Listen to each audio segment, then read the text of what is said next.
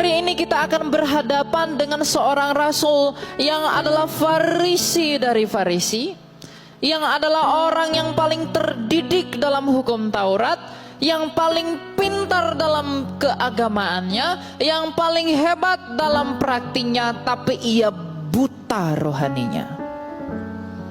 Sehingga di dalam kebutaannya padahal rohania, ia menganiaya jemaat Tuhan. Ia berpikir dengan menganiaya jemaat orang Kristen, dengan menganiaya Kristus, dengan menganiaya jemaatnya, ia sedang berbuat bakti bagi Allah.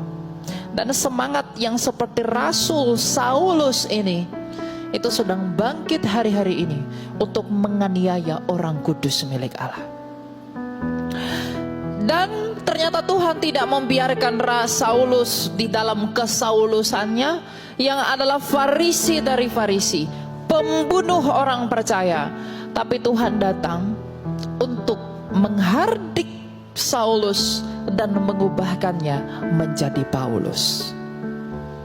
Ketika Kristus datang, ketika Saulus dalam perjalanannya ke Damsyik, Tuhan Yesus datang di dalam kasih karunia-Nya menemui Saulus dan berkata, "Saulus, Saulus, mengapa engkau menganiaya aku?"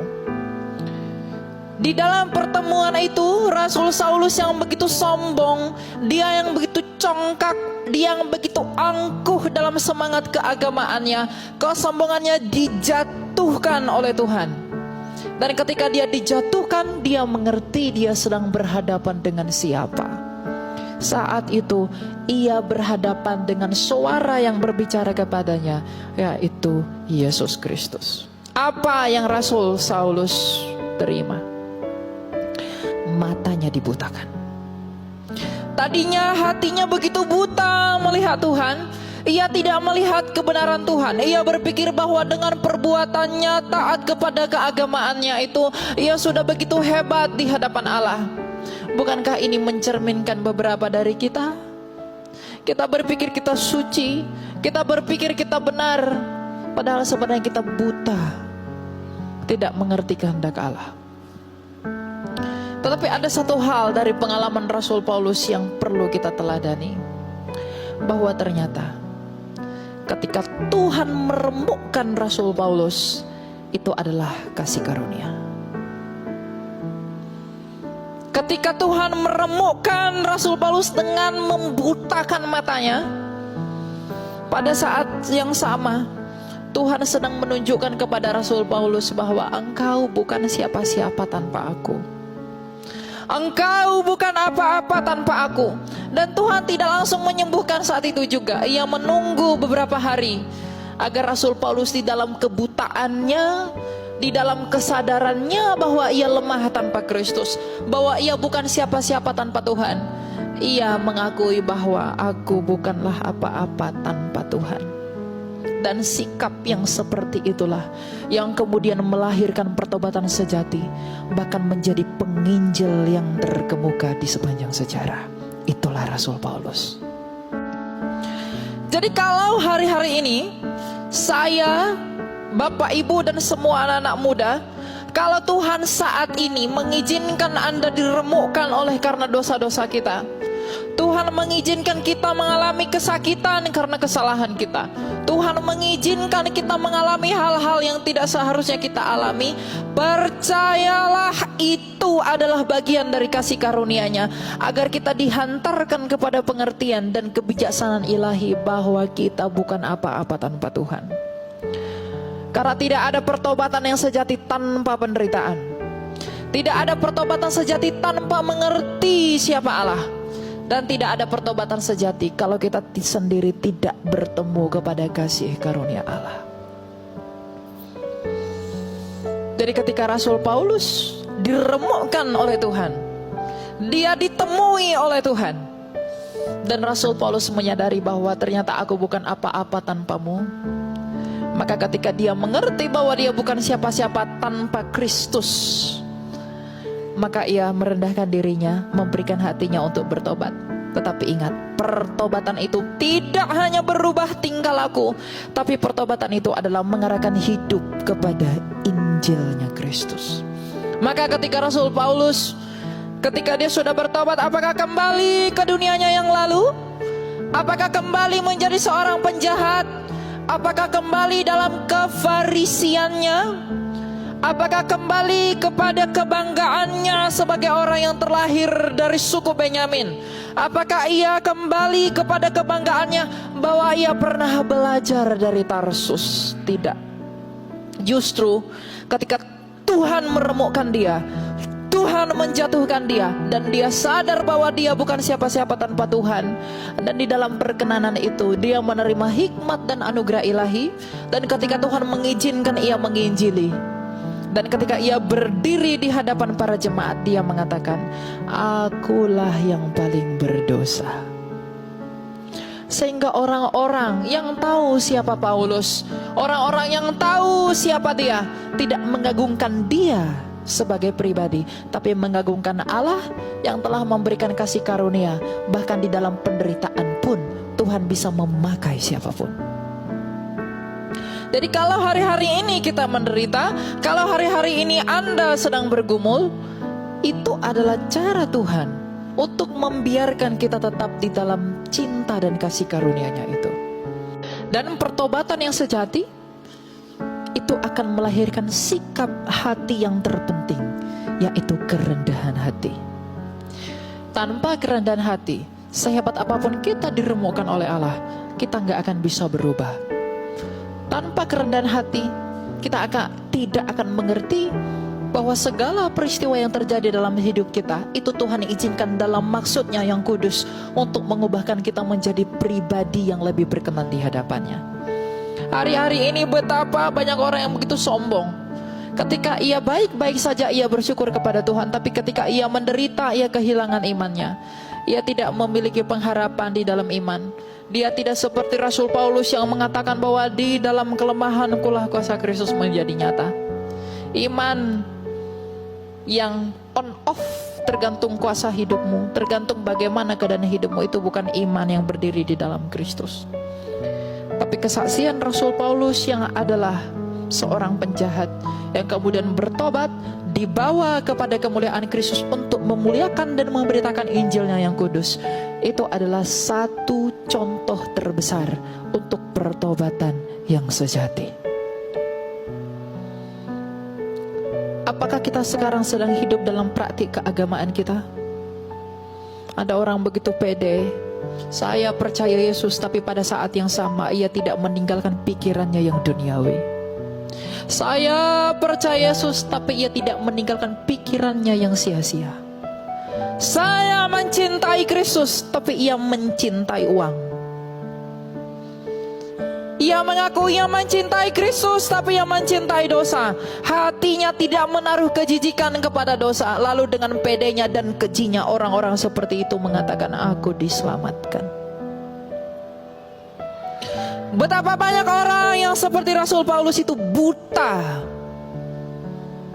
Rasul Paulus dengan menyakiti dan menganiaya Allah, menganiaya Kristus melalui gerejanya, ia berpikir dia berbuat baik dalam kefarisiannya. Siapa yang lebih baik dari Rasul Paulus dalam praktik keagamaannya? Dia farisi dari farisi. Dia muridnya dari seorang raban, rabinya para rabi. Ia berpikir dengan menganiaya kamu, aku bisa berkenan di hadapan Allah. Dengan melakukan ini itu, aku hebat di hadapan Allah. Tapi ternyata ia buta secara rohani. Hari-hari ini betapa banyak orang mengakui bahwa dia spiritual, tapi tidak memiliki yang terbesar. Apa itu? Kasih. Banyak orang mengaku mengasihi Allah, padahal dia hanya mengasihi dirinya sendiri. Mengasihi dirinya sendiri dalam pengertian apa, Bapak Ibu? Ia berbuat sesuatu yang seakan-akan memuliakan Allah, padahal sebenarnya itu hanya untuk memuliakan dirinya sendiri. Ujilah segala sesuatu yang kamu lakukan, wahai pelayan-pelayan musik, pelayan-pelayan di worship leader yang ada di tempat ini, yang menari di sana, yang berkhotbah di sini, yang mendengarkan di sana. Ujilah pekerjaanmu. Kita melakukan itu karena apa? Karena kita mau cari pujian manusia atau tidak? Atau kita semata-mata karena terpanggil karena Allah? karena betapa hebatnya penderitaan yang kita alami, dan di dalam penderitaan itu kita menemukan kasih karunia Allah. Kalau Elia Myron tidak setia pada panggilannya yang mula-mula, saya akan dibuang oleh Tuhan.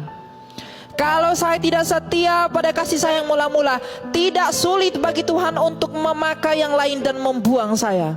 Kalau saya menjadi sombong, saya merasa lebih baik dari siapapun, Tuhan akan membuang saya, karena tidak ada orang yang merasa lebih baik dari saudaranya ketika ia melayani Tuhan.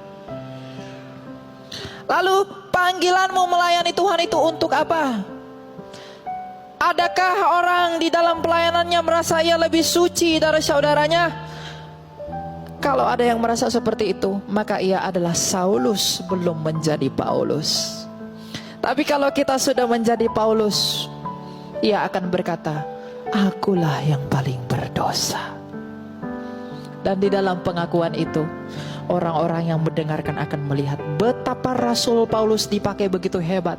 Tapi ia sendiri merendahkan dirinya. Ia sadar bahwa dia orang berdosa, sehingga manusia tidak akan mengidolakan Paulus, tapi ia akan mengidolakan Kristus yang telah sudi memberikan ia kasih karunia dengan meremukkan Rasul Paulus.